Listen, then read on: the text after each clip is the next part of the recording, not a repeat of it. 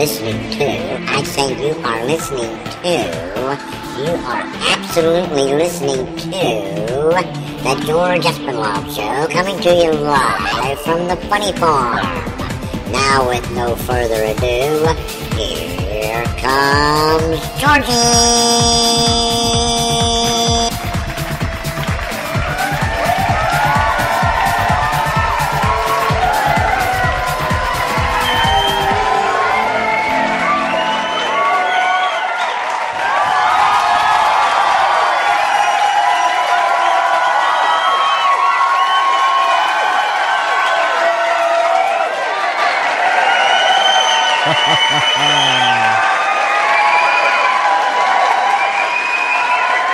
Thank you. Thank you. Can you believe that this is Thursday already? In one way, it seems this week went so slow, but yet another way, especially the evenings when we go on the air, the time goes by so quickly. I guess that's because we're having fun. Hey, listen, to everyone that's been hanging with me for a long time, and for everyone that's been hanging with me for a while, and for you that have just jumped on board and you're hanging with me tonight, I welcome you to the George Espinlove Show that comes to you live Monday through Friday at 6:30 p.m. Eastern Time, right here, live from the Funny Farm in a place called Our World. That's right. We don't have a name for it other than Our World. We have no idea, no clue where this Our World is. All we know is that we live here. We have no mailing address. We have no mailbox, but we do have email. We're sophisticated. George C.E., that's George C.E. at Comcast.net. George C.E. at Comcast.net. And thank you for those that have been emailing us. We reply quickly, and we want more. Wow. Boy, do we have one tonight. So, as I say many times, scrooge up on the edge of your chair, because by the time it's all said and done, that's where you're going to be. I mean, this is going to be exciting. I hope that you enjoyed last night, and I hope you enjoyed Tuesday night, and I hope that you enjoyed Monday night, because tonight is more of the same, and tomorrow night will be more of the same again. So, sit back. No, I just told you to sit up. Sit up. Sit up. Sit up on the edge of your chair. Call a friend, email a friend, shout out the door, holler upstairs, holler downstairs, do whatever you got to do, holler across the hedge, or shout from your porch that the George Espinlove Show is on Spreaker.com, and tell them to hurry up and tune in, because we're going to bring Mr. Eddie Upnick with us, and he has a story to tell. It's going to be very interesting. Here is our call-in number. You can call in. This is our Skype number. You can call in from anywhere in the world. The reason we have a number is so that you that don't have Skype can still call us from your cell phone or your home phone or whatever phone you have. But here's the number, 302-497-3414. That number again is 302-497-3414. And you can call in, make your comments, or ask our guests questions. And now you can really get in there and participate. So the phone lines are going to be open. That number again is 302-497-3414 or George.Espinlove, E-S-P-E-N-L-A-U-B. George.Espinlove, E-S-P-E-N-L-A-U-B. And with no further ado, we're going to bring Mr. Eddie Upnick with us as soon as I hit the right button. Eddie, welcome to the George Espinlove Show. A pleasure to be here, George. I believe that this is going to be exciting. Well, I think it'll be entertaining and hopefully informative too. Could you give us a little bit about your background? Okay, I started out when I was in college writing scripts for TV shows, and I sold a script to All in the Family way back when in the early 1970s. And I had an agent at William Morris and a managing agent. And then I got into joke writing and writing some scripts on the side and ghost writing through the decades. And my most fun stories were working for Rodney Dangerfield. Writing jokes for Rodney was absolutely classic. He taught me everything about joke writing in the two-line scenario, which Rodney took from Henny Youngman, if people remember him. You know, everything with Rodney was the two-line jokes, you know. Mm-hmm. I went to the doctor for a vasectomy. He said, with a face like mine, I don't need one. You sound like him, too. Well, I always did impressions, so it always helped me when I was writing the jokes to act them out to see if they worked, and, then Rodney would try them. And I think one of my favorite stories with Rodney, he called me, he was leaving to do the Johnny Carson show. And he was flying out to California to do the show. This is about 1980, I would say. And he calls me from the airport and he says, Ed, I need another joke for when I sit down with Johnny, that I'm drinking too much. So work on something and I'll call you when the plane lands. I said, all right. So I had 5-6 hours to work on something. And knowing that Rodney likes the two-line joke, I deviated from that and I tried something very different. So when the plane landed and he called me, I told him my idea, and he goes, I don't know, Ed. I don't know if that's going to work. I said, I'll tell you what, Rodney, if it doesn't work, you can fire me. He goes, yeah, you're sticking your neck out? Okay, we're going to go with this. So he goes on the Carson show. I don't know what happened because it's taped, and he called me afterwards. But when he called me, he said, it was great. Carson was coughing up phlegm. And all the joke was, he sat down and he was sitting next to Suzanne Plachette, and she has a great laugh, so she's always a good person to have next to you when you're telling jokes. And Rodney said, I tell you, Johnny, I'm drinking way too much, And Johnny Carson says, yeah, you drinking too much, Rodney? He says, yeah, I woke up in a foreign country with a kid with an accent playing with my feet. And Carson starts to barrel laugh, slowly, and then he's like losing it behind the desk. And Rodney goes, it happened to you too, huh? And then Suzanne Plachette got crazy, and after that, anything I wrote, Rodney would do. Wow. That one worked out. How long did you write for him? Well, about 6 years, off and on. He'd call me every now and again. Rodney wrote a lot of his own material, but everybody wanted to work for Rodney because he paid $50 a joke. Oh. Most comedians paid $10. Really? So, oh yeah, there were a couple of guys. I mean, this I won't give his name, but this one comedian, he contracts me for $10 a joke, and I wrote him, maybe 90 jokes, and he said, oh, I only like 8 of them. I said, all right. So he writes me a check for $80, and then I knew he was performing that night in upstate New York. So I drove up, wearing my sunglasses in the back row with my tape recorder, and I record this guy, and he does 70 of my jokes. So after the show, he was a little guy, Mm-hmm. So after the show, I picked him up with my left hand, and I pinned him against the wall. I said, where's your checkbook? So I mean, you had to do that with some of these comedians because they were incredibly cheap, but eventually you got paid. So he relinquished what he owed you rather quickly? Oh, yeah, he was basically, Ed, I was just trying them out. Yeah. All right. Okay. Yeah, it's like stealing cookies out of the cookie jar. I just tasted to make sure that no one would get sick. Yeah, pretty much. Yeah, pretty one much. of them kind of things.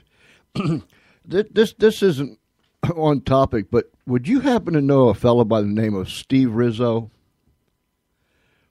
Man, that name's familiar to me. Yeah, he used to be a comedian, and he worked with Rodney. He was on stage with Rodney. In fact, he performed in Rodney's club. That's right. I probably saw him at Dangerfield. Yeah. And he was on here several months ago. He took his comedy. He left the stand-up comedy part, but he took his comedy into corporations and businesses and speaks to people and motivates them and stuff like that. But when you mentioned Rodney Dangerfield, that was the first name that came to me. And I thought, well, I'll just fly off topic here for a second and see if Eddie knows Steve Rizzo. So, well, I don't know him personally, but I probably have seen him because I've been to his club so many times, and I would meet Rodney after he came off stage. Mm-hmm. Rodney would perform usually from 11:30 at night till about 12:15 a.m. And then he'd come off the stage and go, "Oh, Ed, come on downstairs," And we'd go downstairs and go over some jokes or whatever. One thing people may not know about Rodney that was pretty amusing, he was basically a nudist. Really? Yeah, when Rodney was off stage, he would get into his bathrobe with nothing underneath it almost immediately. And he didn't like to even tie the bathrobe in the front. So it was pretty bizarre sitting there talking to him like that. But anybody that's worked with Rodney kind of knows that. You was what, 17 when you sold your piece to right, Archie Bunker and them for guys. All in the Family, yeah. to William Morris, and a Barney Miller script, a Welcome Back Kotter script, and then later on, I was ghostwriting for several writers, which I like doing because I get to write for many different shows that way. What's ghostwriting like? I mean, I know you're back there in the shadows. You're the guy that did the humping, and you're back there in the shadows. What's it like? Well, I enjoyed it. I really did because, I didn't want to contract with any particular TV show and just have to write for one show. I liked being able to, write for many different shows. So what I would do is my agent would call me and say, okay, the Simpsons writer can only write 4 of his 5 scripts that he contracted to do. You can't do the 5th one. Can you write it for him? And then we'd work out a financial deal, and I'd write that script for him under his name, and that's how I did it with Cosby Show and things like that. So, it was a good way to work. Mm. Gave me a lot of different characters to play around with. It was a good thing. Your website is eddieupnick.com, correct? That's right. Okay. Ladies and gentlemen, you can go to Eddie Upnick, that's UPNICK.com, eddieupnick.com, and there, it'll take you to his homepage, and then you can order his books, and there's a bio, and there's a contact dooflicky there, and there's some interesting things in there. Before we go any further, Eddie, tell us, and I'll ask you this again, but tell us where we could get your books. Well, through the website or on Amazon. You can go also if you like audiobooks. All 3 books I contracted with an actor that was great with voices. And he did a fantastic job for us. And all 3 books are on audiobooks that you can get on audio.com. And they're also on the Kindle.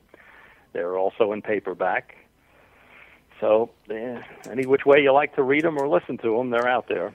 Isn't it amazing how technology has just literally turned the publishing world upside down on its head? Yeah, it's changing every day, and it's hard to keep up with it, especially guys that have been around a while and got used to a completely different way of doing things. And now you sort of have to relearn and grab a 15-year-old and have them help you along. Yeah. If you want to know something, ask a kid. Yeah, they'll hook you right up. Yep. I've got 11 grandkids, and I depend on them quite often when I got to work one of these gizmos and gadgets. That's exactly what it is. You'll utilize them, believe me. Yeah. Did you plan on becoming a writer of books? I had absolutely no intention of doing so until I met a man on vacation, a man named Sidney Dowes. If anyone's on the website, you can read about him. But he was one of the men that escaped from Sagan, the prison camp portrayed in the 1963 movie The Great Escape. he was one of the Tunnel Kings. And that was one of my favorite movies of all time. Steve McQueen, James Garner, Richard Attenborough, to name a few. And I said to my wife, we were at a Sandals Resort in Antigua, and I said, honey, you're not going to see me for a week. I'm going to follow this guy around. I want to find out everything he knows. And she understood, and I followed Sidney around for 3 or 4 days, and he told me all the stories about the prison camp, one of which was, that a lot of people don't know, none of the Americans in reality actually escaped. So the Steve McQueen, the James Garner characters, they never got out. He said the Americans helped build the tunnels, but 2 days before the breakout, the Germans put all the Americans into one barracks.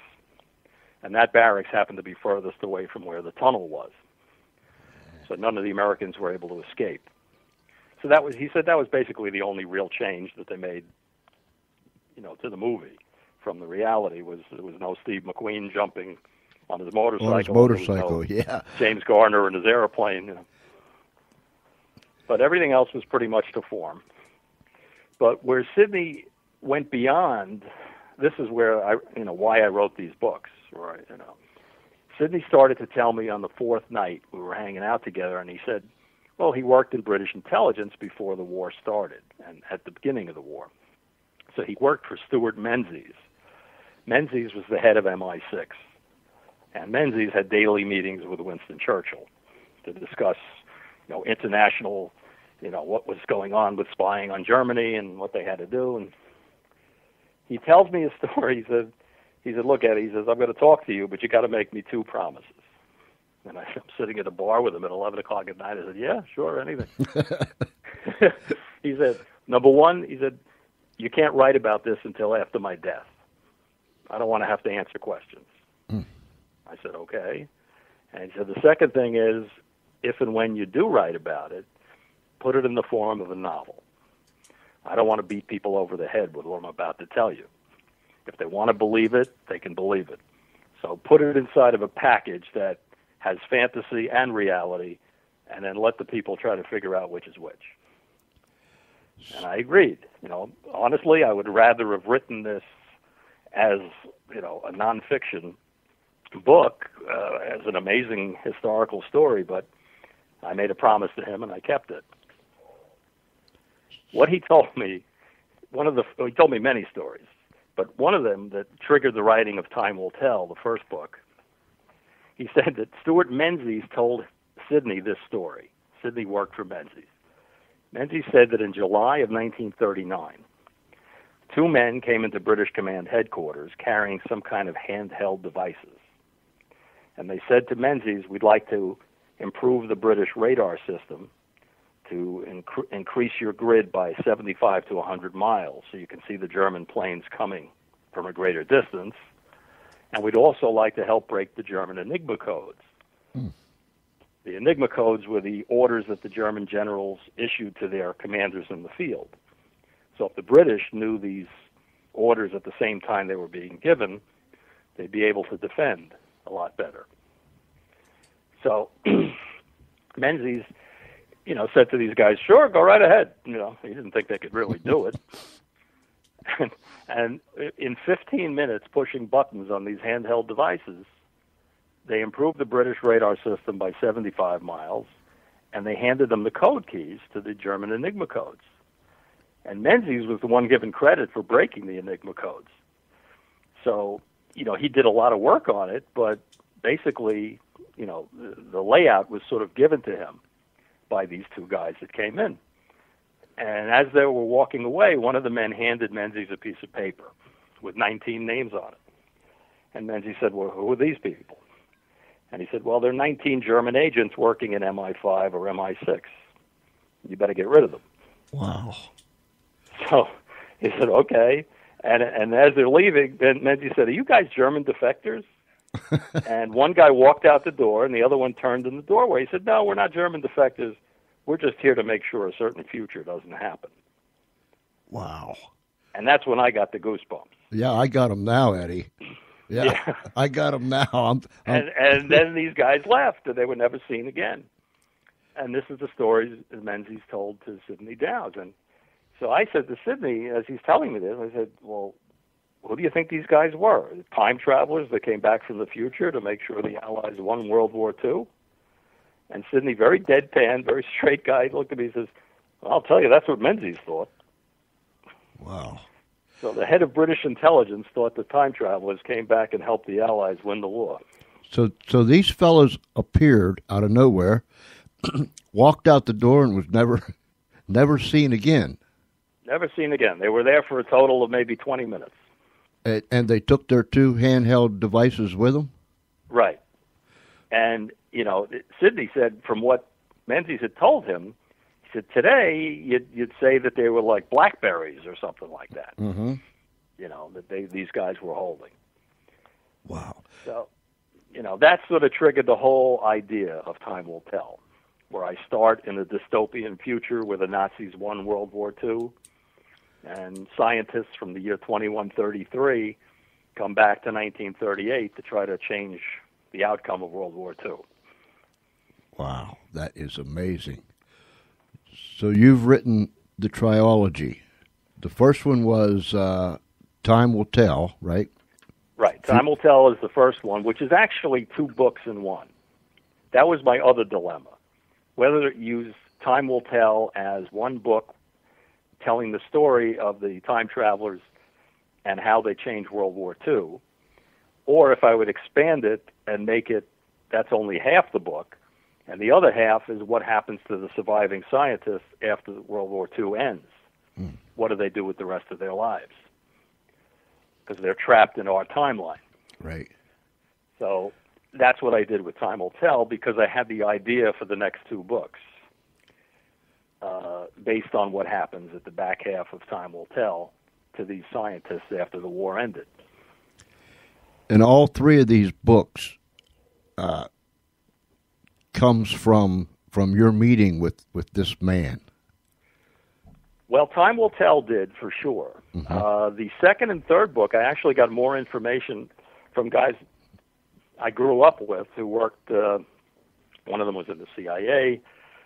I grew up with George Tenet, who was the CIA director under Bill Clinton and George W. Bush. And a couple of the other guys we knew growing up went into Black Ops, and one of them got stationed at Area 51. So, a couple of times a year we'd have 3 or 4 beers, and I'd be there with my little pad to write down anything these guys might leak out. Yeah, I don't blame you. Yeah. And I threw some of those stories into the second and third book. You've been you get to keep some very interesting company, Eddie. I do. I have been around some very interesting characters. One of the other guys that to go to the other end of the spectrum for your audience, one of the other guys I graduated with, aside from George Tenet from high school, the other famous person was Ron Jeremy. Really? Yeah. Now you are going from one end all the way to the other end. That's amazing. Yes, I am. So we all graduated together from the same high school. So oh my goodness. See what that can do for you. That's, of course, you had nothing to do with it. That's just the way it was. You know what I'm saying? Yeah, all I remember is Ron Jeremy couldn't get a date in high school. I do remember that. Really? Oh, my goodness. He certainly made up for it afterwards. I'm telling you. This, ladies and gentlemen, listen to me. Go to Eddie Upnick, UPNICK, EddieUpnick.com. And our number is 302. Well, I almost had a train wreck there in my mind.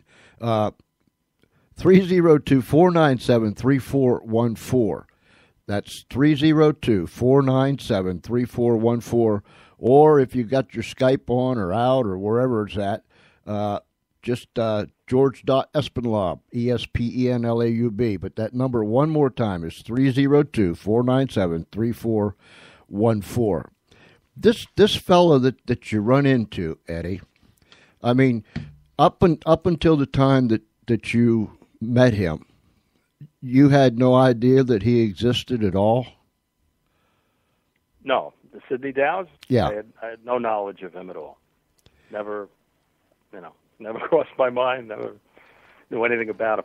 One of the other amazing stories he told me, aside from the time traveler story, was that Churchill knew the date and time of the Pearl Harbor attack 2 weeks before it happened.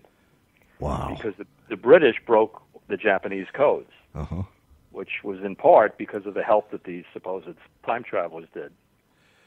And there's a chapter in Time Will Tell called Churchill's Dilemma, which, is word for word true, according to what Sidney was telling me. And Churchill didn't know what to do. He wasn't sure if he should tell Roosevelt the exact date and time of the Pearl Harbor attack, because if he did, the Americans might be able to stop the attack, which would prevent the Americans from getting into the war. So he said, I can't let the Americans get, wiped out in Pearl Harbor, but at the same time, I can't, if I tell them now, they'll stop it, and, we need the Americans in Europe right away. So his compromise solution was he called Roosevelt, and he told him to get the 4 aircraft carriers that we had stationed at Pearl Harbor. He told them to get out on maneuvers, send them out to sea for, 2 weeks, from December 1st to December 14th. And when Roosevelt asked him why, Churchill just said, just do it. and Roosevelt agreed. And, the 4 aircraft carriers were not there, and apparently the Japanese code said that if 3 of the 4 aircraft carriers were sunk during their sneak attack on Pearl Harbor, they would have invaded Hawaii. But because none of the aircraft carriers were there, they didn't, and that also could have changed the outcome of the war. If the Japanese had taken over the base at Pearl Harbor, we would have been fighting the war out of San Francisco instead of Hawaii. Right. You talk about carrying some heavy stuff with you. Churchill had enough problems already as it was, and then this laid on him. That's some heavy stuff, don't you think? Well, yeah. That's why sitting next to this guy, I couldn't write notes fast enough. He wouldn't let me use a tape recorder, and I was like, holy cow. And something else is very interesting to me. After the Pearl Harbor attack, Churchill assumed that the United States would declare war on both Japan and Germany. But we didn't. We only declared war on Japan.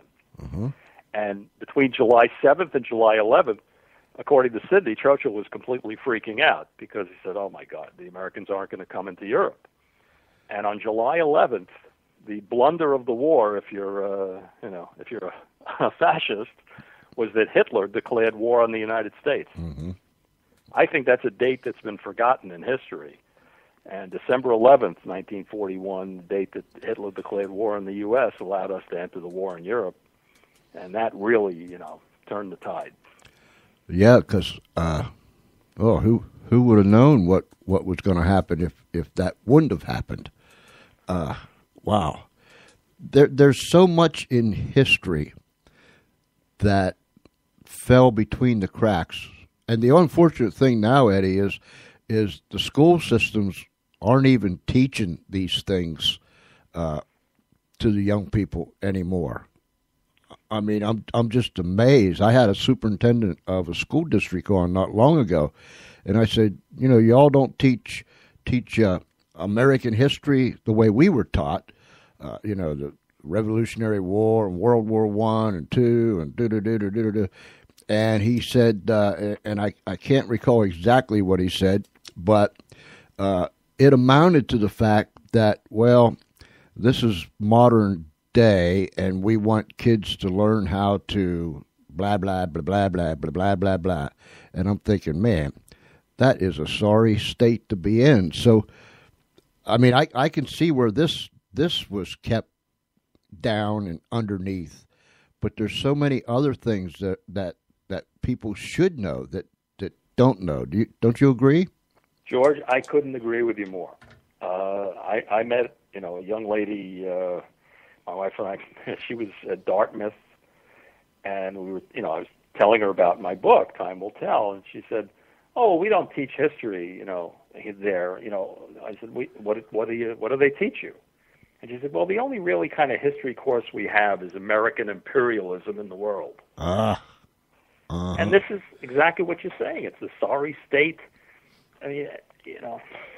Look, I can understand a lot of, liberal professors in colleges and so forth, but when I went to college, you had a mix of both. conservative and liberal teachers. So, the student could sit there and listen to both sides and make up their own mind. Now you're just hearing one side. That's true. That's a shame. This fella, I guess I shouldn't call him this fella. He's got a real name. What is it, Mr. Sidney Dowds? Sidney Dowds. Yeah. How did you get to talk to him in the first place? I mean, did you bump into each other, or just happen to start talking, or? Well, it was a Sandals resort in Antigua, and the way they seat you for dinner is you have like 6 people on one side of a table and 6 people on the other, and it's a rectangular table. Ah.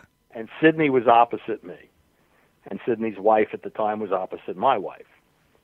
And Sidney's wife was the one that started the conversation, saying, "Oh, my husband, he was one of the men in that prison camp," and that just got me going. And Sidney liked me because I guess I asked good questions, because I knew a lot about the movie The Great Escape, and I was asking him specific things about it. And we just continued the conversation at the bar later, and he had no children, Sidney. And one of the reasons he said that he spoke to me about it, because his wife said he never talked about the war. As long as she's been with him, he's never even mentioned it. Mm. And when he started opening up to me, she was very surprised. And, so I was kind of felt like I was honored that he was decided to talk to me. And as we were sitting there and talking, he told me I have no children, and I guess these stories that I know about shouldn't die with me. So wow. I tried to keep them alive by putting them in the books. I read, what was the name of the book? Green Gables, with the little girl by the name of Annie, and she called it a kindred spirit when 2 people, they just gel together. And perhaps he sensed that, Eddie, that there was a kindred spirit between you and him. Well, I don't disagree with you, because I wasn't forceful. I didn't, push myself on him and try to extract these stories at any cost. I just sort of sat back and I let him talk at his own pace, and throw in a question here and there and hope to get something out of him. How long was he in the prison camp? He was in the prison camp for 2 years, and he escaped. He was one of the 76 men that got out of the camp. Mm-hmm. Those fans of the movie know that 50 of the 76 were shot and killed by the Gestapo. Mm-hmm. So he was not one of the 3 that actually got out of Germany. He was recaptured. And even his recapture story was amazing, because he was thrown into a different prison camp, and who do they bring to this prison camp but 4 German generals who had just conspired to kill Hitler. Wow. And they were thrown into the camp with him. And Sidney said, they were drinking constantly, these 4 generals, and they were playing poker one night. And while they were playing poker, one of the German generals said to him, "Oh, we've had an agent at MI6 for years, And Sidney got the name of this person from him while they were drunk and playing poker. And Sidney wrote a letter to his mother in code. And apparently before the war started, Sidney was a very forward thinker. He came up with a code to use with his mother that she could decipher it and then take it over to British intelligence. So he sent a letter basically saying the name of the spy at MI6 that this German general had told him during the poker game. And she deciphered it correctly, went to Stuart Menzies, and Menzies had the guy killed. Wow. While you're playing poker, in a German prison camp, he was still able to do that.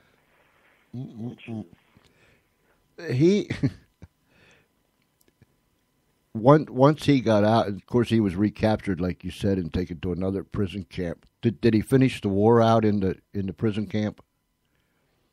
Yes, he did. Yeah, he was. He didn't escape from that the camp. It was near the end of the war already. They already tried to kill Hitler, And everybody knew the war, the Germans were losing this war. The 4 German generals certainly knew it. Mm-hmm. So even the guards at the, at the prison camp, Sidney said, were very kind to him because they knew they'd be on the losing side in a matter of months, and they didn't want, them to be accused of war crimes. Right. So they were nice to Sidney down the stretch. These 3 books. How long did it take you to write these 3 books?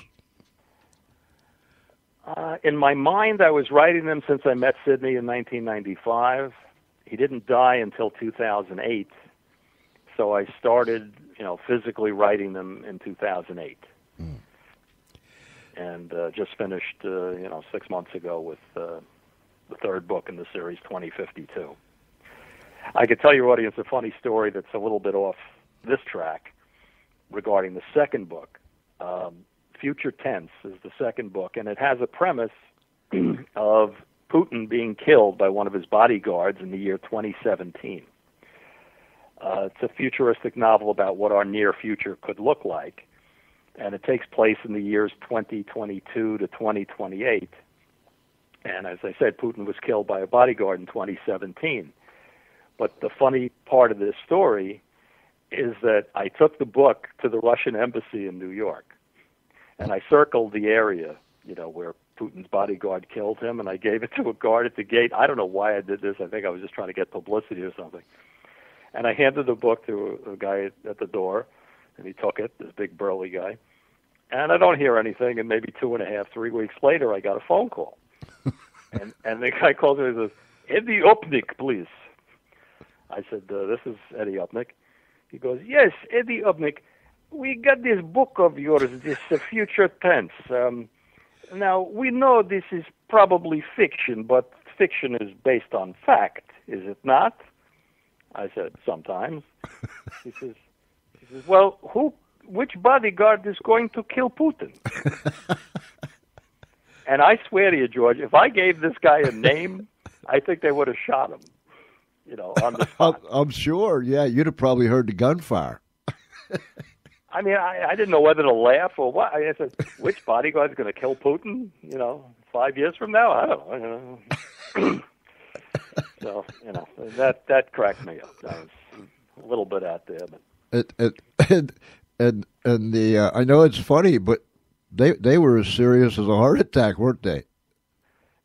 Yeah, this guy's going, look, I'll get in good with Putin if you tell me which bodyguard's going to kill him. That's amazing. Did when you walked around the Russian embassy, did this thing just strike you all at once, or was it lurking somewhere in the recesses of your mind before you handed him the book? Well, I wasn't that brave. I just sort of let him open the door, handed him the book, said, look at page whatever it was, and I said, I'm out of here. Oh man, that is funny. That's wow. That's all I can say is wow. That Well, a lot of Future Tense is sort of my view of what could happen with this financial crisis that the world is going through, and I mean it's serious on the one side, and then it has the sci-fi twist on the other. Mm-hmm. Basically this $50 trillion debt that we're going to have by 2028 is the premise that I have in this book. There's something called the 40 versus 10 in the United States, where 40 states want to secede from the other 10, which are so in debt that they just want to get away from it. And you can guess which 10 states, are going to be in incredible debt. New York, California, Illinois, to name a few. Mm-hmm. So, and the country and the states that are in fiscal solvency, want to withdraw from the union economically. Right.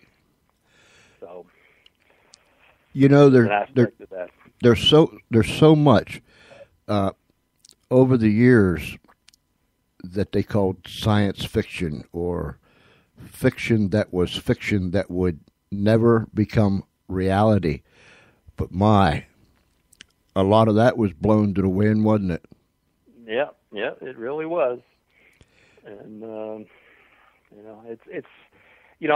I've always loved science fiction. I've always loved the Twilight Zone and the Outer Limits and anything, science, even Star Treks and Stargates, whatever. And stories that I've had throughout my lifetime.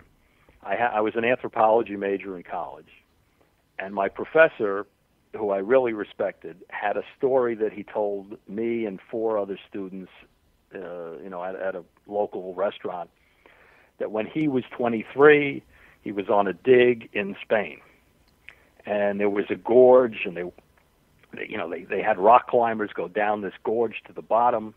There was a recent earthquake that opened up the gorge, and to make a long story short, when they came up, one of the rock climbers had a piece of leather with 4 steel studs in the corners. And he handed it to my professor, and they had it carbon dated, and it was 15,000 years old. Wow. So he's saying, okay, leather, 15,000 years old, but, how could it have 4 steel studs? Iron work wasn't, till the 2000 BC or so. So how could this be? So my professor, who was a big, fan of aliens landing on Earth, was convinced that, aliens were here, or his other idea was that people from our future went all the way back in time. And that's how some of these artifacts got there. I mean, he used to say things like, how did apple trees get here? How did corn get here? He said, somebody must have brought these seeds and planted them. That was his theory anyway. Wow. So I based some of the, 2052 book on this story of this piece of leather and how it got there. And, all 3 books tie in together. There's an alien component. There's a creature, an advanced alien called the Defender. And he's basically trying to protect Earth from several different disasters. And you don't really know his true purpose, until it all unfolds at the end of the 3rd book. And it ties back to Time Will Tell and Future Tense. It's great escapism. That's all I can tell you. The way, and I'm looking at them here. This looks like one of those, or all 3 of them are, one of those that when you open it and you start reading it, it captivates you to the point that you can't put it down. That's what most of my readers have been telling me on the website. So I guess that's what I tried to do. I mean, look, any writer just wants to get the audience interested, keep them interested. I remember in 7th grade, I was forced to read Great Expectations twice. And my 7th grade teacher, who was like 95 years old, and then, she loved Miss Haversham and that yellowing wedding dress she was sitting in. And I was 13 years old, and I said, do we have to read this again? I said, I can't take it anymore. And she said, well, what would you like to read? And I said, can't we read something like The Hobbit? Something we might enjoy? And I never forgot this. She said, you are not supposed to read books in school that you enjoy. Really? Yeah. And I said, why? And I was sent to the principal's office. Yeah. Well, I wanted to make sure that if I ever did write a book, it was going to be something that kids would enjoy, adults would enjoy, and it would keep your interest with limited description. I mean, I love James Michener, but boy, he wrote like 70 pages about a leaf changing color in Hawaii. I just glazed over 1,000 times reading that. So it's like enough already. Yeah, it wasn't my style of writing. That's all I can say. I'm used to working for Rodney Dangerfield. Yeah, you can imagine. Two-liners, get your point across, right? I got a dumb kid, He picked the guy's pocket on an airplane. Made a run for it. Man, you got him down pat. I'm telling you. These time traveler guys that showed up. What was it? 1938 or 39? July of 39. They, of course, nobody knew where they came from. Nobody knew where they went because nobody heard from them after they went out the door. When you was telling me as they was walking out the door, the one turned around, and I couldn't help but think, and forgive me, but I couldn't help but think of the Lone Ranger. As him and Tonto rides off, and then Silver rears up, and he hollers, "Hi ho, Silver!" away. Who was that masked man, right? Yeah. That's what came to my mind. Don't ask me why, but that's what came to my mind. But those fellows that they had on the piece of paper on the list that they told them that they were the bad guys. Did he tell you how they met their demise? Yeah, he said what Menzies had his men do. He had his agents that he trusted that were not on that list follow the 19 people that were on the list. Now, some of them were MI5, which was local. MI5's like the FBI for Britain. It's internal. MI6 is like the CIA. They work outside of Great Britain. And there were also business people. Munitions, a foreman in a munitions plant was one of the names on the list. So the Germans had placed these people brilliantly to wreck the British war effort if and when war broke out. So by killing these 19 people, they followed them around for several weeks until they were convinced that they really were, German spies. And they questioned them and had them shot. Wow. I wonder, of course, this is evidently why these fellas showed up, but you can't help but wonder that this does make you think, Eddie. It makes you wonder what would have really transpired if these two guys wouldn't have showed up and did these things that they did. History. Well, that's why I wrote the book based on the fact that Germany won World War II. Because why would these guys have come back if the Allies had won World War II? Right. The things that this man told you, and it was what, 1995? Right. And you carried them with you. You kept it inside until he passed away in 2008. What was that like? That was the hardest thing I've ever done. I'll bet. I mean, I was, I kept saying to myself, well, what if something happens to me and the stories are going to die, But I was just sort of jotting notes down so my wife could pick it up if something happened to me. But, it just, that was very difficult. Obviously I didn't want Sidney to die. We stayed in touch with each other after that. He lived in both London and Monaco. Mm-hmm.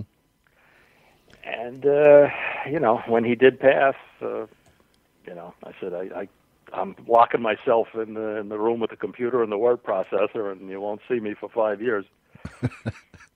That was pretty much it. slip me some food under the door or through. Pretty much, yeah. I could have, if they gave me a word processor, I could have been in jail for 5 years. I wouldn't have known the difference. Ladies and gentlemen, if you have any questions for Eddie, Eddie Upnick, the number to call is 302-497-3414, or if you're on Skype, George.Espenlaub, Espenlaub. And I got my left eye on the one doodad and my right eye on the other doodad. So I'll try not to miss anything. This is just incredible. What, you got anything cooking for later on down the road? Well, I sort of got these books out of my system. Of course, if someone paid me a ridiculous amount of money to write a fourth one, I guess I could lock myself back in that room again. But I'm pretty much done with the books as far as I can tell. Although there is a Hollywood media company that's sort of taken an interest in this story. And who knows where that goes, but it's possible. It could become either a TV movie, which I think there's about 10 hours of material. So I would, if I had my guesstimate on this, I think it would best be suited for a Showtime or HBO, 10 hours, 2 hours a night for Monday through Friday to tell the whole story of the 3 books. That'd be cool. Yeah, I think it would really work, too, but... one of the guys actually wanted to do 4 movies instead of doing the TV thing, but I think that'll be a lot harder to do and get more financing for. Mm-hmm. But whether anything happens or not, it's hard to tell in Hollywood. What's everybody calls you babe? What is it like after you finish writing and you've been working on this project? What's it like when you're finished? I mean, is there a big crash, big letdown? Not for me. I was just glad I got it out there and on paper, and now it's there forever. You know, maybe 80 years from now, people will read this and realize that there's a lot more truth in it than people reading it today will believe. But whatever happens, I'm just glad I got it down on paper, and it can be found later on. I always think of Tolkien, writing his books in the 30s. And not really being appreciated until the hippie era of the late 60s. So it was basically 30 years after he wrote these great books that they really caught on. And that can happen with books, or it can happen with art, or anything creative. Mm-hmm. Anything that people do in a creative nature, it doesn't always click right away. And unfortunately, for most artists, it doesn't usually happen till they're dead and they die in poverty. Yeah. But over time, it catches up to you. I'm just glad, and I know you are.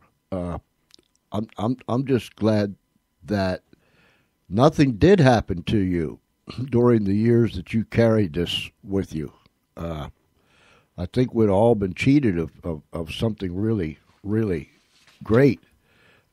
Because, wow, if I always tell our audience, we like people that comes, and we call it the chair, that sits in our chair, and they not only entertain us, but they cause us to think. They provoke us to think.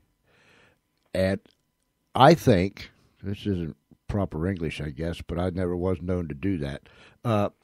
I think that these books and the material in them will cause us to think. It's like you said, if somebody believes it, that's fine. If they don't, that's fine, whatever.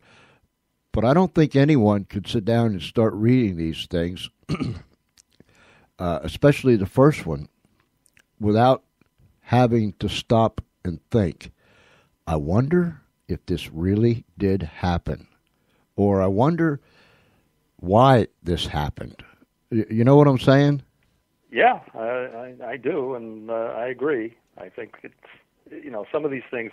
There's one amazing story that Sidney told me that is not in any of my books, but it was about Joseph Kennedy. And, the patriarch of the Kennedy family. Mm-hmm. He was the ambassador to the court of St. James in Britain. And he was a German sympathizer. Mm-hmm. So Sidney was ordered by Churchill and Menzies, along with 3 other men, to break into the American embassy after they got on film a picture of Joseph Kennedy signing an agreement with Adolf Hitler. So they wanted to know what was on that piece of paper. And this was before the war started. And so the story was that Winston Churchill had Joseph Kennedy come over for dinner. And while he was having dinner at 10 Downing Street, they broke into the American embassy, and they somehow had this combination to the safe. They opened it, photocopied the documents, closed up the safe, came back, brought it to Churchill. And what this document said was that when Germany wins World War II, Joseph Kennedy would be Hitler's top lieutenant in the United States. Oh, my God. So Churchill gets this. He goes, all right, send this to Roosevelt immediately. Uh-huh. So this is like 39, I guess it's like late 39, before the war started, but it was in 1939. So he sends this to Roosevelt, and Roosevelt sits on it. He says, okay, I see where this is. I can't do anything until I get reelected in 1940. So FDR didn't want to rock the boat because Joseph Kennedy had a lot of friends in the United States, powerful people. He wanted to win the election and then move on this news. And when he won the election in November of 1940, he immediately recalled Joseph Kennedy as the ambassador to London. That's amazing. Yeah. And he said Churchill had the most prophetic statement. He said, "This man's going to be cursed for the deal he signed with the devil." Mm. And then you see what happened to all the Kennedy children. Yes, and as they say, the rest is history. Yeah. That's what I mean. There's such amazing things that when you talk about time travelers, if there was any way, or if anybody might be listening, listen. If you need a time traveler, call Espinlob. I mean, I'm volunteering my services. I would love to shoot back in time. I'm not so sure I want to go ahead in time, but I would love, if you need somebody to go back. You got to work on your skills with the handheld device, though. Yeah. I'll have to work on my skills. Bring one of your grandchildren. I was going to say I'm going to have to really practice and get it down to a T, or else take one of them with me. But if anybody's listening and you need a volunteer to go somewhere backwards, just call Espinlob, 302-497-3414, and hook me up. I'll go. Wow, Eddie, I'm telling you, it's been fantastic. I've had fun. I still got goosebumps. I really do. I'm not exaggerating one bit. I still have goosebumps. I did too. When Sidney told me these stories, I was sitting there going, "Holy cow!" Got any television plays that you're working on, or anything like that? No, I'm. I have another side business that I do, which I call my real job. Uh-huh. and I do that to pay the bills. I did donate 100 books to the soldiers in Afghanistan. Oh, wow. 100 copies of Time Will Tell on the Books for Soldiers website. And, it's nice to hear from some of them that, they were enjoying the escapism as the bullets are flying overhead. So, uh-huh. Wow. Yeah. The dedication in Time Will Tell is what I think a lot of the soldiers really appreciated. I'll read it to you real quickly. This book is dedicated to those rare individuals who risked everything to save the lives of countless strangers. Wow. That says it. That says it all. You're a Marine. You know the deal. Yes, indeedy. Yes, indeedy. You give me goosebumps. Then you bring tears to my eyes. Oh man, ladies and gentlemen, Eddie Upnick, UPNICK, EddieUpnick.com. Amazing. Hey Eddie, will you come back again? Absolutely, George. Oh man, I'd love to have you come back. I really do appreciate you taking the time and spending with us tonight. I've had a blast. Well, so have I, and I'm always glad to share these stories because, they were told to me, and they should be told to other people. Well, do me one more Rodney Dangerfield. Would you do that before we leave? I'm sorry, I didn't catch that one. Would you do one more Rodney Dangerfield for us? Okay, sure. Yeah, my wife, what a cook she is. Why, the flies chipped in to fix the screen door. Wow, I mean, you've got it down. I mean, it just, he'll never be dead as long as you're around. I'm telling you, that is just amazing. My best of luck to you. Quite a classic. My father, he worked at a bank. They caught him stealing pens. Oh man, Eddie, I wish you the very best.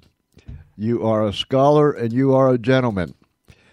Give my regards. Thank you, George. I feel the same way about you. Give my regards to your family, and thank you so much, sir. And let's stay in touch. You got it. All right, buddy. Thank you so much. Thank you, George. Bye-bye. Bye for now. Incredible, or as the Espinlob word is, it's absolutely fantabulous. Oh man, you talk about a roller coaster ride of emotions. Wow.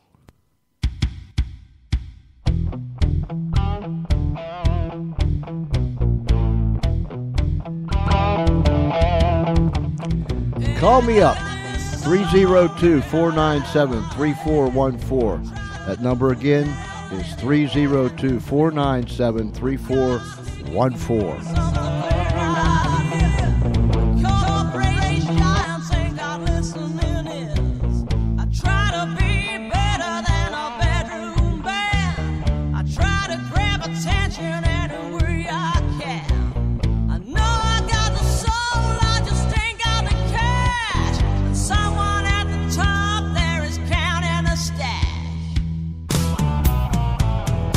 Business ain't music.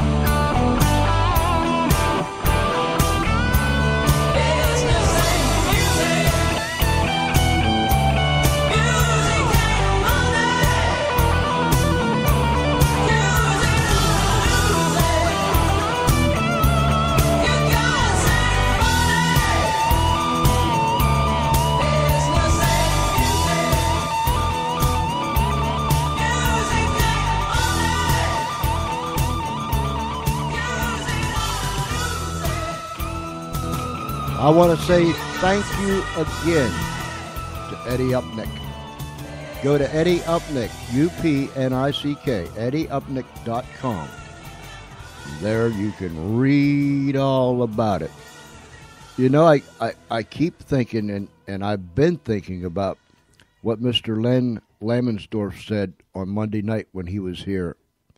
Everyone has a story. Everyone. You may not think that it's significant. You might think that you're a nobody. But listen, everyone has a history. Everyone has a story to tell. How would you like to have been, or to be, Eddie Upnick and carry the information with you from 1995 to 2008? I mean, that would just almost burn a hole in me. You know what I'm saying? But then to sit down, lock yourself away, and begin to put it on paper, that is just incredible. Ladies and gentlemen, boys and girls, friends, Romans, and countrymen, and anyone else that will listen to me, listen. Please listen. You have a story. Sit down and write about it. Write about your family. You remember when you was going to school, or maybe you still are going to school, and your teacher, when you go back to school at the end of the summer, the teacher always made you write what I did over summer vacation. You remember that? Oh, my goodness gracious. I mean, from the time that we started to really learn until as long as I could remember, every teacher did the same thing every single year. And much of the stuff that I wrote didn't necessarily all pertain to this past summer's vacation. I'd throw a little bit of last year's and 3 years ago in there too, you know, just to fill my paper up so I could turn something in. But look, we all have memories, good or bad. We've all been places, good or bad. We all have a story, good or bad. And do you know what? Sitting down and writing, to me, is the best therapy in the world. I'm just saying. You know what I mean? I'm just saying. Let me reach back here. There I go again, laying stuff far, far away from me. Let me get it. I'm going to get it. Okay. I'm coming. Hold on. Okay, I'm back. All right. Now, that's been love. Stop it. Tomorrow night, we have a man by the name of Dale W. Cox. He is a retired Navy pilot. He set two transcontinental speed records in 1957, in a Douglas A3D aircraft. LAX, New York to LAX. In 1959, he was one of 32 to be tested for Project Mercury, the first astronaut program. And I believe that I read that he served 8 years in the CIA. Let me read this very brief description here. The book that he wrote, and I have it in my hand, is Top Secret Flight. It tells the story of an actual reconnaissance mission flown in March 1942 to obtain critical photos for planning the Doolittle raid on Tokyo.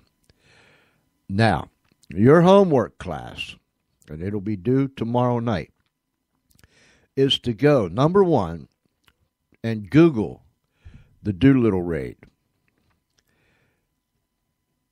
And read, and absorb, and learn, and understand what the Doolittle raid was. Okay. Let me take these glasses off again. There I go. Then maybe I can see what I'm reading. All right. Here we go. I can see it now. I can see clearly. Oh, no. Top Secret Flight tells the story of an actual reconnaissance mission flown in March 1942 to obtain critical photos for planning the Doolittle raid on Tokyo. An Air Corps captain on active duty in 1941 was an eyewitness to these events. The mission has never before been revealed to the public. This is a true story, ladies and gentlemen. This is a true story. Let me read that to you again. An Air Corps captain on active duty in 1941 was an eyewitness to these events. The mission has never before been revealed to the public. 3 B-17 bombers, extensively modified for photo recon, flew 18,000 miles in 3 stages to reach Japan. In 1942, flights this distance had never before been attempted.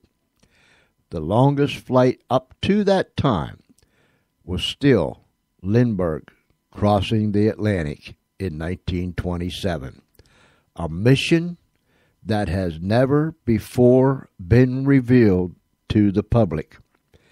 And the man that revealed it to the public is the author of this book, Top Secret Flight, Dale W. Cox, and he will be our guest. He will be in the visitor's chair tomorrow night, live, 6:30 p.m. Eastern Time. So tell everyone that you can tell. This man, Top Secret Flight, will tell us about a mission that has never before been revealed to the public. I'm telling you, we just get guest after guest after guest after guest that just blows me away. I end up, when I sit down to do this radio show every night, I just automatically scrooch up to the end of my chair because that's where I end up anyhow. And there's times that I end up standing up. So because I just get so excited, I get so what's the word? I get so amazed at what's going on that I just can't sit still. And incredible guests, one right after the other, are lined up to be here on the George Espinlove Show. So tomorrow night, 6:30 p.m. Eastern Time,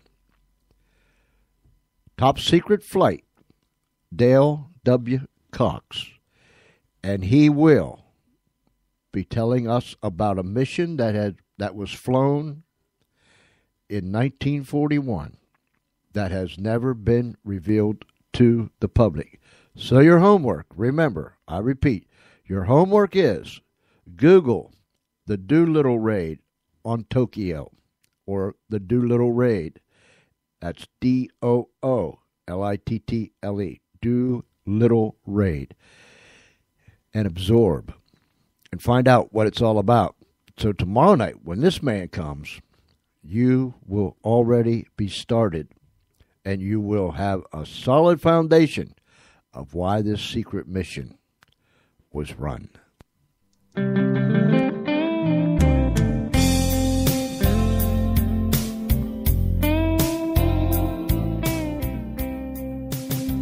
(302-497-3414) or George.Espinlove, ESPENLAUB, 302-497-3414. Time to put down roots and share it out.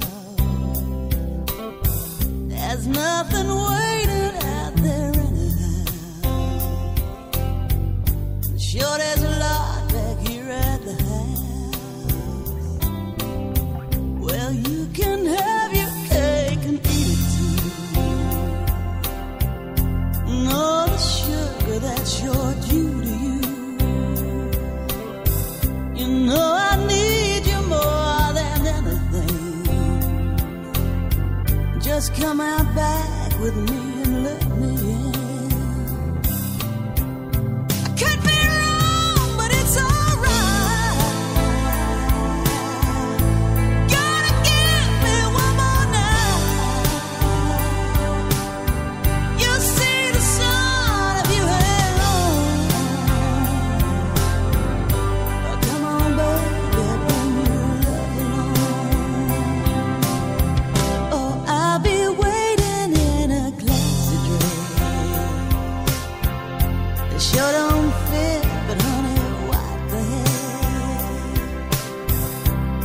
stand the front right up at the back.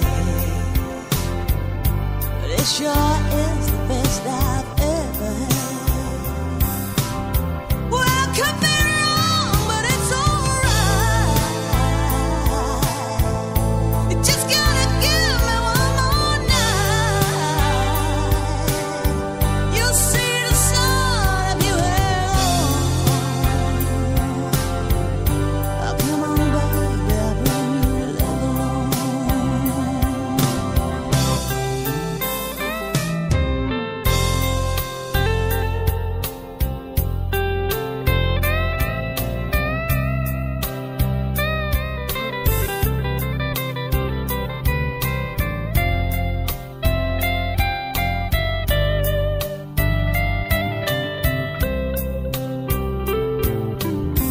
Oh boy, I know you work the overtime. It's hard to take, but that sure ain't a crime. Just come on here and I'll suit every age. Don't have to pick the lock to fix the gate. I could be wrong, but it's alright. Just gotta give me one more night. Yeah, I see the sun if you hang on. Well, come on, baby, bring your love along. I could be wrong, but it's alright. Just gotta give me one more night. Yeah, I see the sun if you hang on. Oh, come on, baby, bring your love along. Come on, baby, bring your love along. Sweet and good, and it goes on and on. Oh, come on, baby, I'm right here for you. I'm gonna show you just what to do.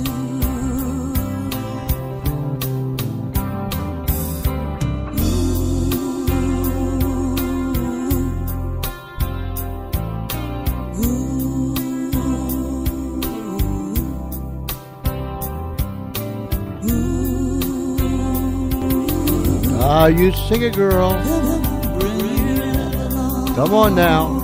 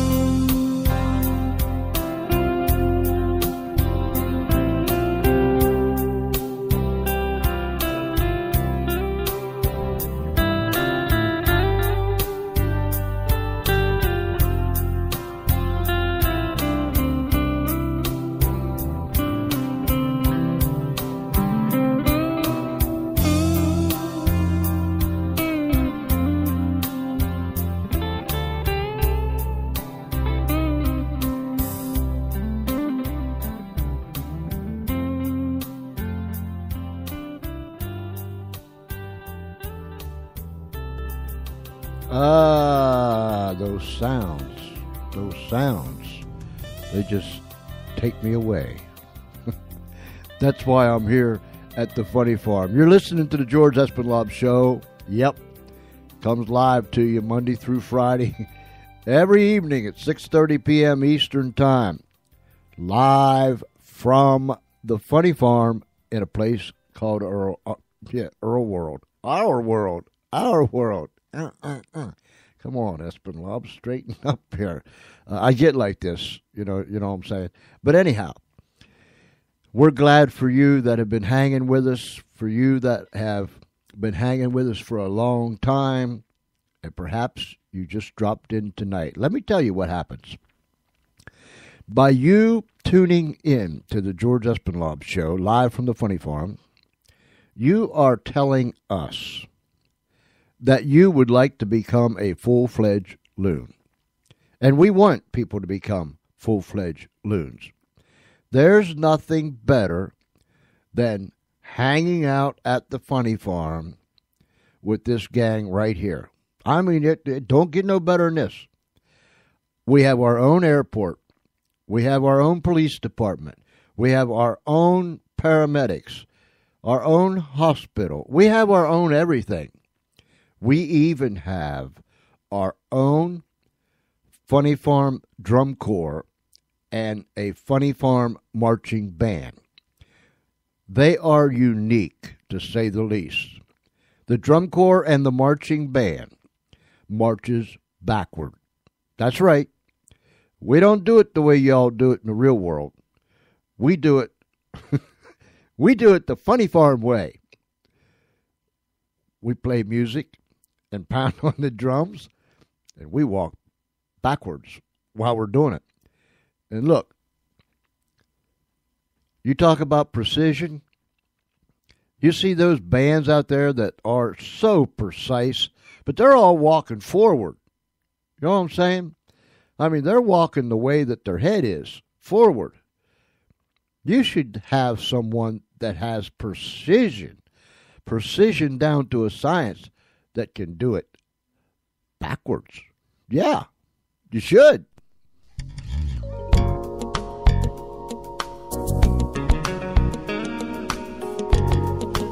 Give me a call. We're going to get out of here soon. 302-497-3414.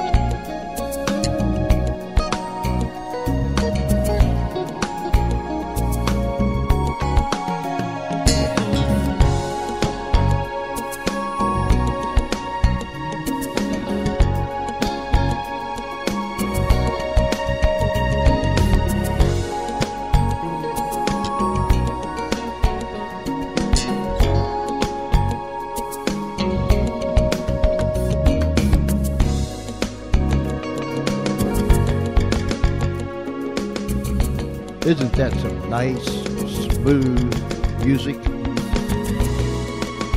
You reckon that's why the songwriter calls it Back to Smooth? I'm just saying.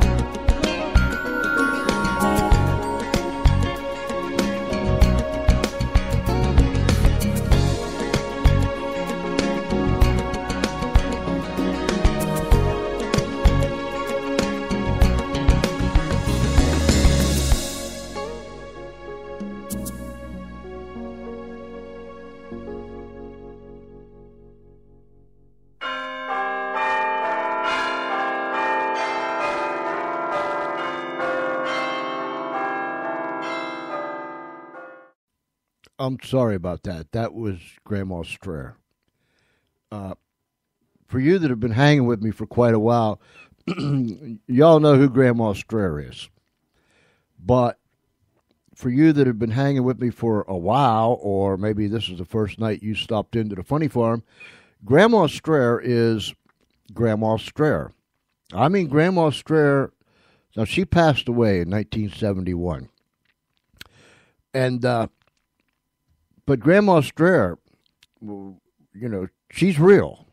I'm not getting you mixed up here between fantasy and reality. I mean, that Grandma Strayer was for real, and she crossed over in 1971. And every now and then she comes back to straighten me up, and every now and then she sends me reminders, such as those bells ringing, because she used to tell me that I had bells in the belfry, and she'll let me know that she still thinks I have bells in the belfry because she'll ring those bells. I'm just saying.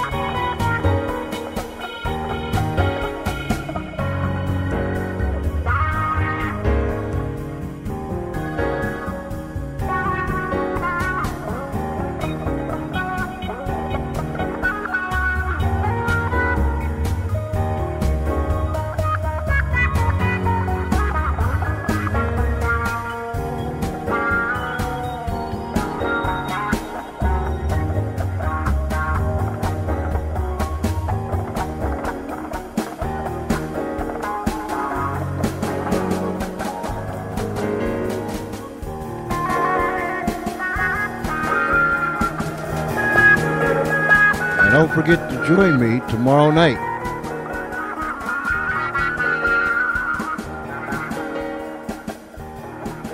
Where Mr. Dale W. Cox will be with us. He is the author of the book Top Secret Flight, which tells the story of an actual reconnaissance mission flown in March 1942 to obtain critical photos for planning the Doolittle raid on Tokyo. Remember, your homework assignment is to Google Doolittle raid so you can learn what the Doolittle raid was. An Air Corps captain on active duty in 1941 was an eyewitness to these events. The mission, and this is the key part, the mission has never before been revealed to the public. Three B-17 bombers, extensively modified for photo recon, flew 18,000 miles in 3 stages to reach Japan. In 1942, flights this distance had never before been attempted. The longest flight up to that time was still Lindbergh crossing the Atlantic in 1927. Mr. Cox will be with us tomorrow night, 6:30 p.m. Eastern Time, right here on the George Espinlove Show. He is a retired Navy test pilot. He set 2 transcontinental speed records in 1957 in a Douglas A-3D aircraft from Los Angeles to New York and back to Los Angeles. In 1959, he was one of 32 to be tested for Project Mercury, the first astronaut program. It's a tremendous read, and it is a true story. So join us tomorrow night for Mr. Cox. He will be in the chair right here on the George Espinlove Show. My many, many thanks to Eddie Upnick, that's U-P-N-I-C-K, Eddie Upnick, who took the time and was so gracious to come tonight and share with us. Go to eddieupnick.com, and there you can see the trilogy that he has written. It's a fascinating, fascinating, fascinating story. If you know someone that wasn't able to tune in tonight and listen to the live radio show, remember, everything is archived. Everything is archived. And so you can go back anytime and listen to any one of the shows that we've had here on Spreaker.com. You can download them. You can download one, some, or all. And so I hope you do that. Remind someone, if they missed it tonight, to go back and listen to it. Oh, my. Tomorrow. Excuse me. But you know, when that sneeze bug hits you, you just got to sneeze. Only on radio. You know, I'm just saying. Hey, I see the caboose coming, and I got to jump on it and go. So, till tomorrow night, same time, same station, 6:30 p.m., right here on the Spreaker.com network. Tune in for another George Espinlove Show, live from the Funny Farm in a place called Our World. There's a whole lot of love that comes to you from here. I know we're loony, but we sure do love you to death. So, until tomorrow night, this is George Espinlove challenging you. Stay safe. Be kind one to another. God richly bless you. And good night, everybody.